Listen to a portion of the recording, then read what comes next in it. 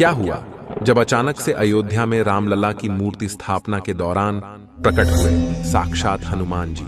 यह नजारा देख वहां खड़े सभी लोग धन्य धन्य हो गए, सभी के रोंगटे खड़े हो गए। आज की वीडियो में एक बहुत बड़े चमत्कार की जानकारी आपको देने वाले हैं, जो हाल ही में अयोध्या राम मंदिर में हुआ है। दोस्तों, आगे बढ़ने से पहले अगर आप एक सच्चे राम भक्त हैं तो वीडियो को लाइक करके कमेंट बॉक्स में जय श्री राम जरूर लिखें। दोस्तों, ऐसा कहा जाता है जहां पर भी राम कथा होती है वहां पर जो सबसे पहले आते हैं और कथा समाप्त होने के बाद सबसे अंत में जाते हैं, वे हमारे प्रिय हनुमान जी होते हैं। यानी कि जब भी और जहां भी प्रभु श्री राम से जुड़ा कोई भी कार्यक्रम होता है वहां हनुमान जी जरूर होते हैं।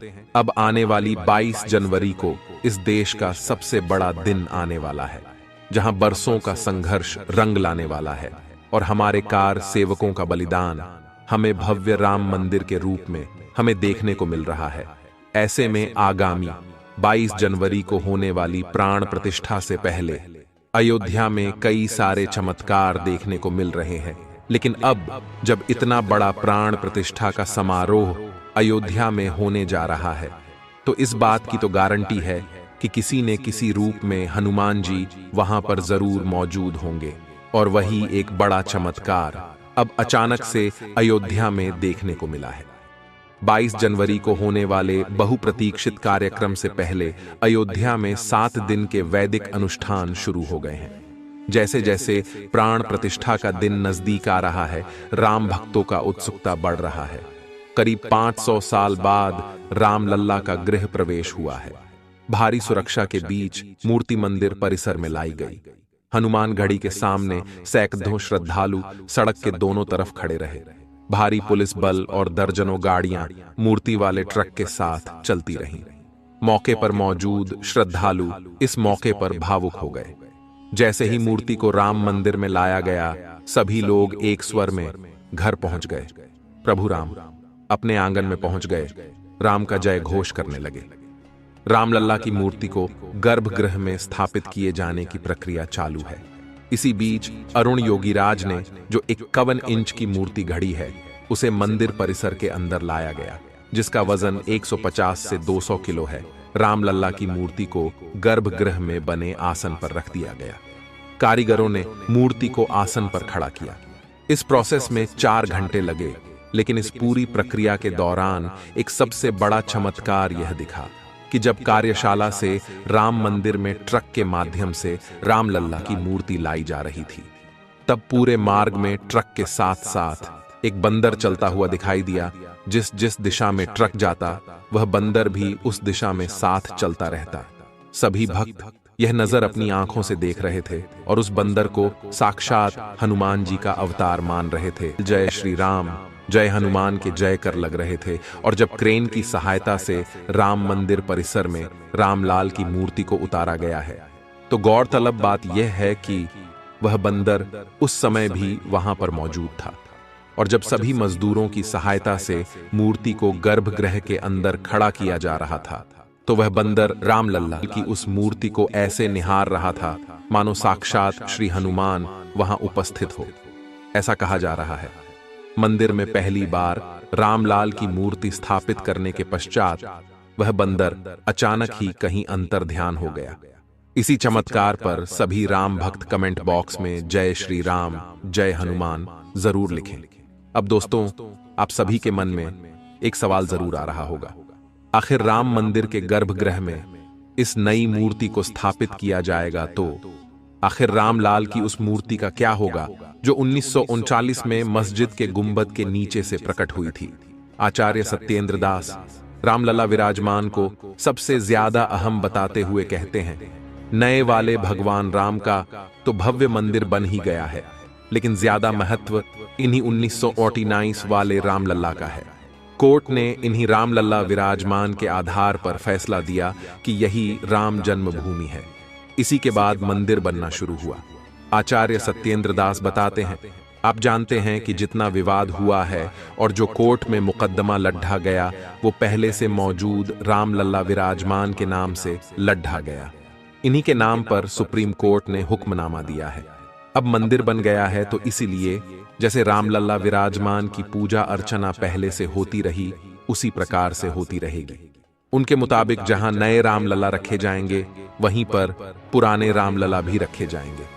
रामलला की पूजा के बारे में आचार्य सत्येंद्र दास कहते हैं, सभी संप्रदाय अपनी पद्धति के हिसाब से रामलला विराजमान की पूजा अर्चना करते हैं। 16 मंत्रों से एक एक वस्तु को भगवान को समर्पित किया जाता है। राम के साथ भरत, लक्ष्मण और शत्रुघ्न सभी भाइयों की पूजा होती आई है। अब जो भव्य मंदिर बना है उसी में इनकी स्थापना होगी। अयोध्या में रामलला का स्नान पूजन उज्जैन के शंख से होगा। यह शंख लेकर श्री महाकालेश्वर मंदिर के मुख्य पुजारी पम घनश्याम शर्मा गुरुवार शाम अयोध्या के लिए रवाना हुए। वे विशेष रामरथ से अयोध्या के लिए निकले हैं। 22 जनवरी को प्रभु राम अपने भव्य महल में विराजमान होंगे, लेकिन प्रभु राम के आने से 5 दिन पहले से ही प्राण प्रतिष्ठा की पूजा अर्चना शुरू हो गई है। लेकिन प्रभु राम के भव्य महल में पहुंचने से पहले राम मंदिर परिसर में एक और अन्य बड़ा चमत्कार देखने को मिला है, जिससे काफी शुभ संकेत माना जा रहा है। दरअसल एक मोर और मोरनी का जोड़ा देखा गया है, जिसका वीडियो भी सोशल मीडिया पर जमकर वायरल हो रहा है। परिसर में मोर और मोरनी का जोड़ा रामलला के विराजमान होने से पहले देखा जाना दुर्लभ संयोग माना जा रहा है। धर्म के जानकार इसे शुभ समाचार बता रहे हैं। राम मंदिर प्राण प्रतिष्ठा के लिए एक तरफ जहां राम मंदिर परिसर तैयार हो रहा है, वहीं भगवान श्री राम का विग्रह आज परिसर पहुंच रहा है। तमाम तैयारियां के बीच राम मंदिर परिसर में मोर मोरनी का जोड़ा कुतूहल का विषय बना हुआ है। विग्रह के पहले मोर मोरनी का जोड़ा परिसर में पहुंचने को लेकर शुभ माना जा रहा है। श्री राम जन्मभूमि पर नवनिर्मित दिव्य भव्य गर्भगृह में भाइयों सहित श्री राम लल्ला सरकार के विराजमान होने से पूर्व राष्ट्रीय पक्षी मोर और मोरनी की युगल जोड़ी का दिखना संपूर्ण सनातनियों के लिए ही नहीं, बल्कि उन सभी के लिए अत्यंत शुभ सिद्ध होगा जिनके हृदय में श्री राम लल्ला सरकार की प्राण प्रतिष्ठा महोत्सव की प्रसन्नता व्याप्त है। भारतीय सनातन संस्कृति और इतिहास के पन्ने पलटते रहे और बार बार राम जन्मभूमि स्थान पर विध्वंस और निर्माण के साथ साथ रामलला की मूर्तियां भी बनती और बदलती रहीं। राम जन्मभूमि मंदिर में रामलला की मूर्ति की कहानी बड़ी दिलचस्प है।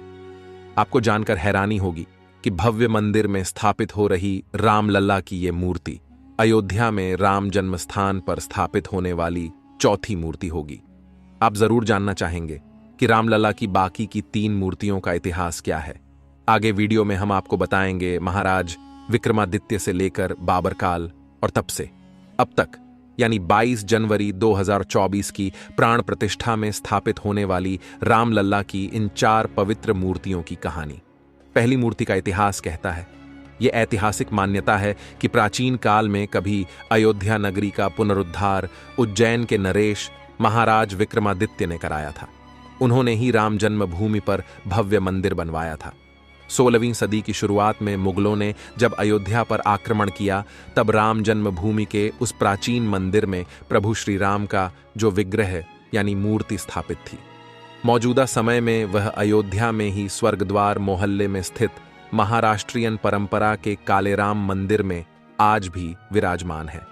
मान्यता है कि मुगल आक्रमण के समय तत्कालीन पुजारी ने इस विग्रह को अपमान से बचाने के लिए सरयू नदी में प्रवाहित कर दिया था, जो 220 साल तक सरयू की धारा में सुरक्षित रहा और 18वीं शताब्दी में एक पुजारी को आए देवस्वप्न के बाद फिर यह प्रकट हुआ। करीब 500 साल पहले यानी साल 1527 में जब बाबर के सिपहसालार मीर बाकी ने अयोध्या में राम जन्मभूमि पर मंदिर तोड़कर मस्जिद बनाई, तो उस वक्त तक वहां महाराज विक्रमादित्य द्वारा स्थापित राम मूर्ति थी। ये मूर्ति तब टीकमगढ़ के ओरछा राजमहल में चली गई। मुगल आक्रमण से बचाने के लिए ओरछा की महारानी अयोध्या आकर ये मूर्ति ले गई।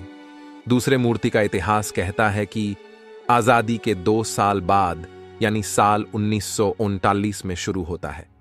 22 और 23 दिसंबर 1939 की रात विवादित ढांचे में रामलल्ला की मूर्ति देखी गई। भय प्रकट कृपाला, दीन दयाला, कौशल्या हितकारी के भजन के शोर से पूरी अयोध्या नगरी गूंज उठी। पूरे देश में ये खबर आग की तरह फैल गई। खबर आई कि 22-23 दिसंबर 1939 की दरमियानी रात विवादित ढांचे के अंदर रामलला प्रकट हुए हैं। आसपास के कई गांवों में लोगों तक ये संदेश पहुंच गया कि रघुकुल कुलभूषण बाल रूप में जन्मभूमि स्थान मंदिर के गर्भगृह में पधार चुके हैं। सुबह जब पुलिस वहां पहुंची तो सैकड़ों राम भक्तों की भीड़ जमा हो चुकी थी, जो दोपहर तक बढ़कर 5000 से ज्यादा तक पहुंच गई। 23 दिसंबर 1939 को पुलिस ने मस्जिद में मूर्तियां रखने का मुकदमा दर्ज किया, जिसके आधार पर 29 दिसंबर 1939 को विवादित ढांचे पर ताला लगा दिया गया, जो कि जिला जज के आदेश के बाद 1 फरवरी 1986 को दोबारा खोला गया। यहीं से राम मंदिर आंदोलन को नई ऊर्जा मिली। तीसरी मूर्ति का इतिहास कहता है, वरिष्ठ पत्रकार हेमंत शर्मा, जो बाबरी विध्वंस के दिन खुद उस जगह मौजूद थे, अपनी किताब युद्ध में अयोध्या में लिखते हैं, 6 दिसंबर 1992 को कार सेवा के लिए अयोध्या में जुटी भीड़ अचानक बाबरी ढांचे को तोड़ने में जुट गई। 3:45 बजते बजते विवादित ढांचे का बायां गुंबद गिर गया। बीच का मुख्य गुंबद 4:40 पर नीचे आया। ढांचा गिरते ही कार सेवकों की पूरी ताकत मलबे को समतल बनाने में लग गई, ताकि वहां फिर से रामलला को जल्दी से जल्दी स्थापित किया जा सके।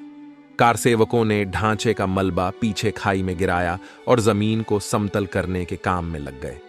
आनन फानन में राजा अयोध्या ने अपने घर से रामलला की मूर्तियां भिजवाईं, जो उनकी दादी ने इसी काम के लिए अपने घर में एक अस्थाई मंदिर बनवाकर उसमें रखी थी। और रामलला की चौथी मूर्ति की कहानी तो हम सभी जानते हैं। अयोध्या में भगवान राम का भव्य मंदिर बनकर तैयार है। उसमें स्थापित हो रही रामलला की मूर्ति इतिहास में चौथी मूर्ति होगी। यह बाल रूप में होगी। इसमें भगवान राम 5 साल के बालक के रूप में धनुष और बाण पकड़े हुए होंगे। ये मूर्ति 51 इंच ऊंचाई वाली होगी। राम मंदिर में प्राण प्रतिष्ठित के लिए नेपाल के शालिग्राम से लेकर मैसूर और राजस्थान तक से पत्थर मंगाए गए। 3 मूर्तियों का निर्माण कराया गया। रामलला की पहली मूर्ति गणेश भट्ट ने बनाई है, दूसरी सत्यनारायण पांडे ने और तीसरी प्रतिमा अरुण योगीराज ने बनाई है। इनमें से फाइनल की गई 2 मूर्तियां स्थापित हो रही हैं। जिस प्रतिमा की गर्भगृह में प्राण प्रतिष्ठा होने वाली है, उसे चल या उत्सव नाम दिया गया है। वहीं दूसरी प्रतिमा, जिसे मंदिर प्रांगण में स्थापित किया जाएगा, उसे अचल मूर्ति नाम दिया गया है।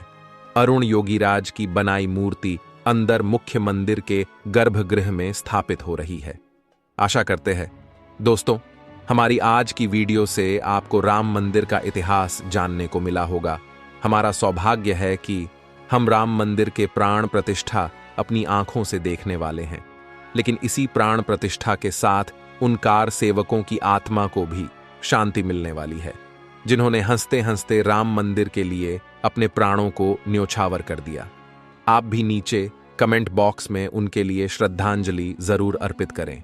और अगर आपको वीडियो पसंद आई है तो लाइक करें, और आप भी सच्चे सनातनी हैं तो कमेंट बॉक्स में जय श्री राम लिखकर रोजाना ऐसी सत्य चमत्कारी घटनाएं देखने के लिए हमारे चैनल को सब्सक्राइब करके बेल आइकन को प्रेस कर ले। बहुत बहुत धन्यवाद।